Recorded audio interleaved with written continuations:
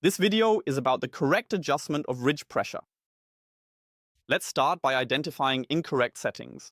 If the ridge pressure is too high, too much weight is placed on the ridge rollers. This causes the ridges to be pushed apart, which can damage the potatoes. On the other hand, if the ridge pressure is too low, the ridge rollers do not have sufficient contact with the ridge.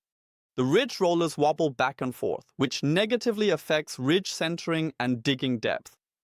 These functions depend on the correct ridge pressure. How do you set the ridge pressure correctly?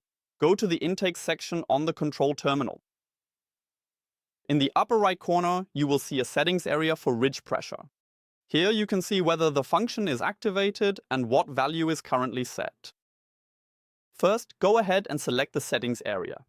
A set of adjustment buttons will appear on the right side of the control terminal. Use the corresponding plus and minus buttons to increase or decrease the ridge pressure. The higher the value, the more weight is applied to the ridge rollers. By using the two buttons located at the bottom, you can manually adjust the height of the entire machine unit. The ridge pressure is properly adjusted when the ridges retain their shape. The ridge rollers have sufficient contact with the ridge, continue to roll in an even manner over the ridge, and the digging depth is kept constant.